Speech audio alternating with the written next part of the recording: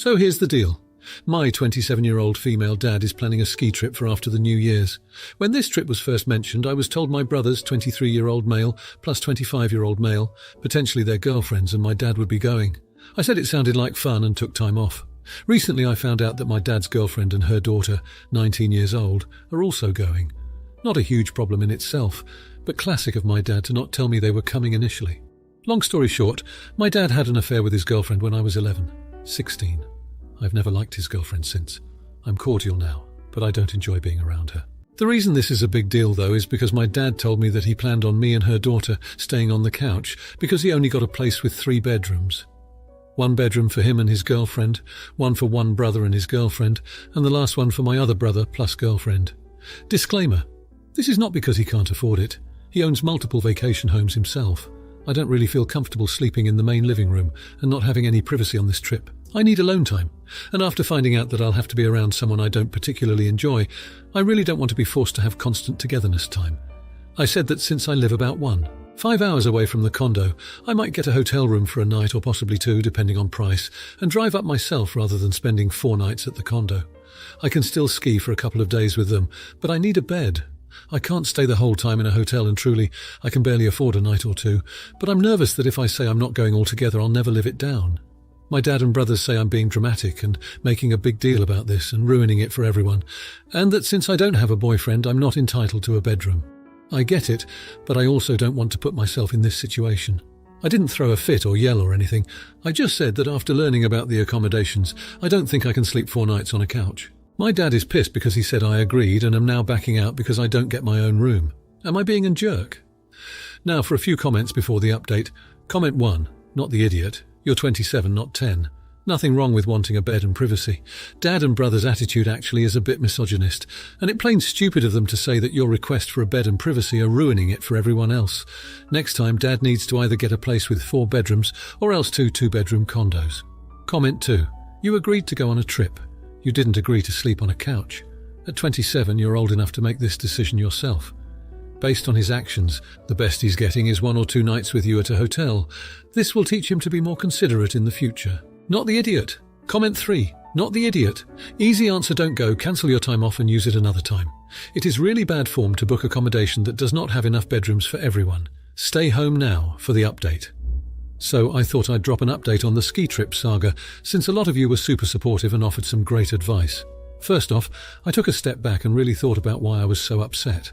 It wasn't just about the sleeping arrangements. It was a lot of old hurt resurfacing and feeling like an outsider in my own family.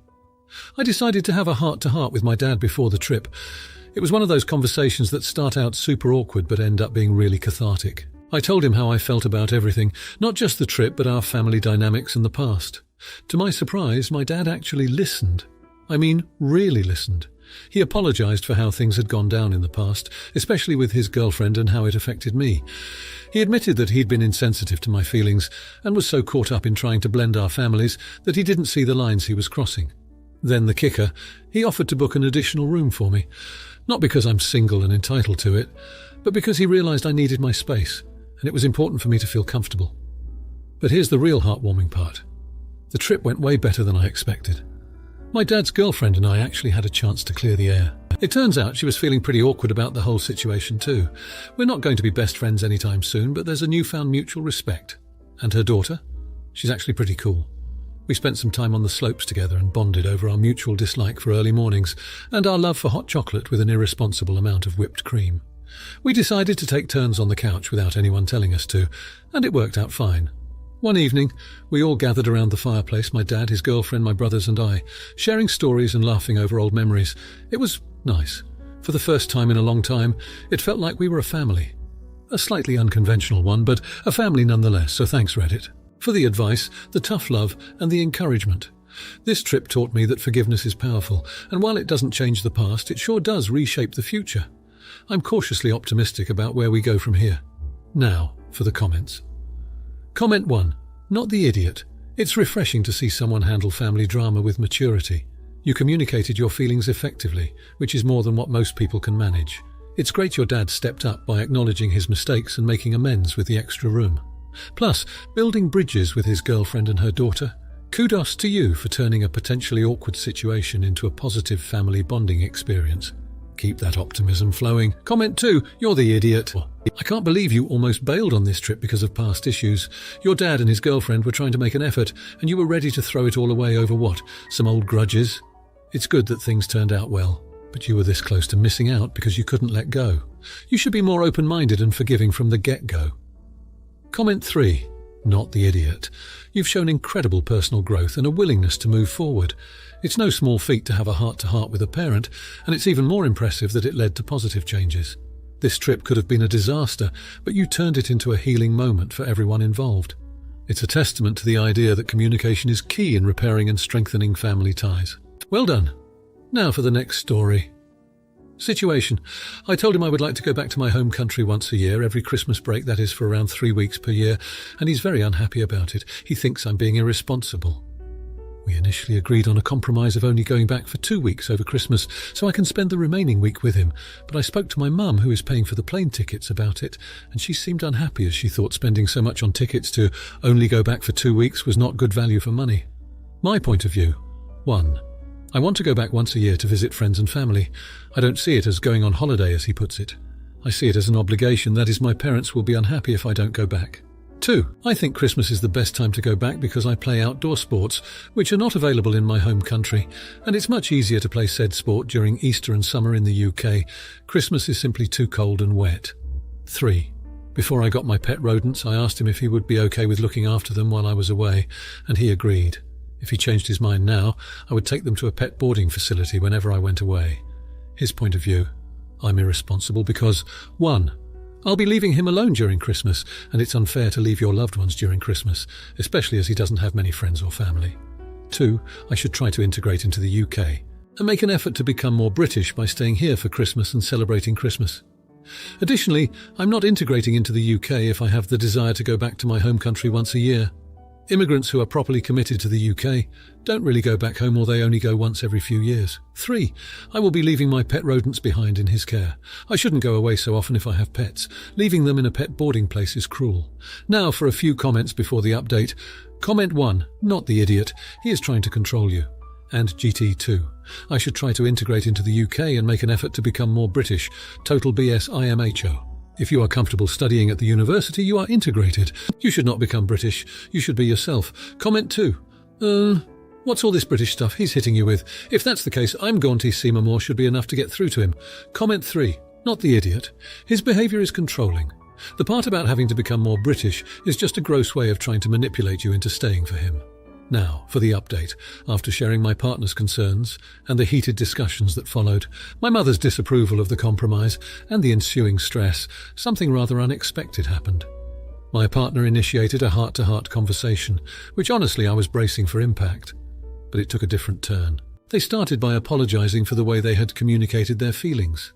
They admitted that their fear of being alone over the holidays had clouded their judgment, and that their comments about integration had been unfair and dismissive of my own cultural ties.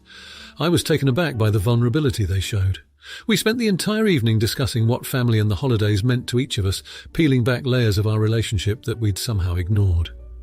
It turned out my partner had been missing their own family traditions, but had not wanted to impose on my annual trip. They confessed that they'd always wanted to experience Christmas in my home country and understand the sports and traditions I cherished. We came to a beautiful solution. My partner would join me for the full 3 weeks. But what's even more, we decided to extend an invitation to their family to join us for a week. To our surprise, they were thrilled at the prospect of a Christmas adventure abroad. It felt like we were blending our worlds in the most intimate way. I could never have anticipated the bonding that took place. Our families, though from different backgrounds, found common ground in laughter, food, and the universal language of festive joy. My partner started picking up phrases in my native language, and my family adored them for their efforts and warm spirit. When it came to our pet rodents, rather than seeing them as a burden, my partner began involving their friends in their care.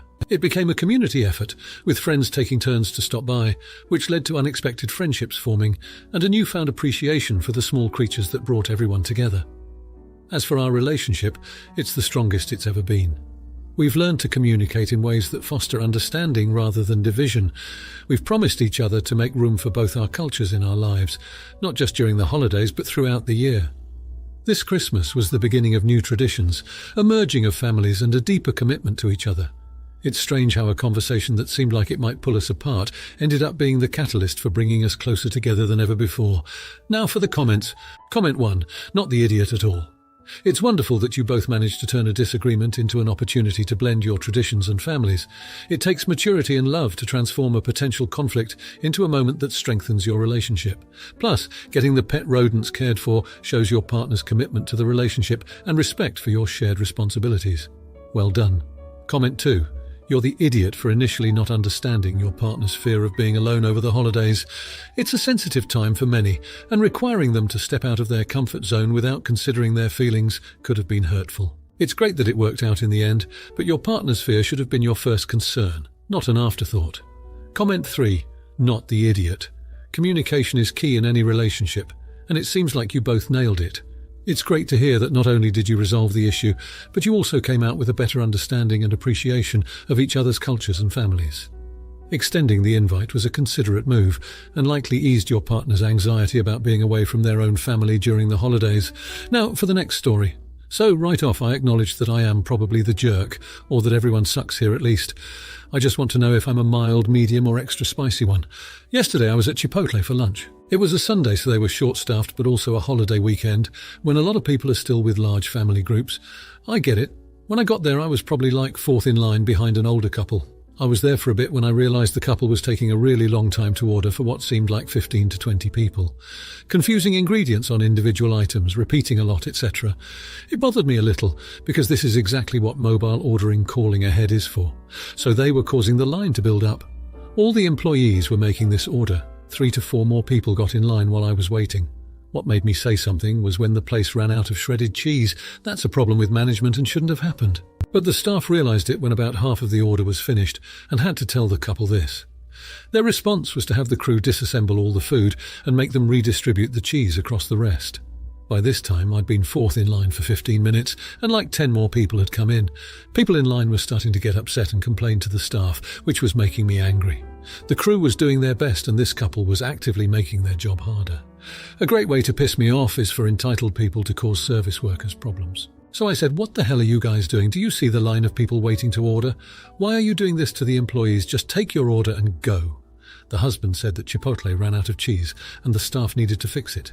This Chipotle is in a plaza directly across from a Trader Joe's, so I pointed to it and said, "Go get some, then you can have as much cheese as you want." The husband said, "I shouldn't have to." I said, "Are you kidding me? Yeah, it sucks, but you're making things much worse and you can fix it yourself."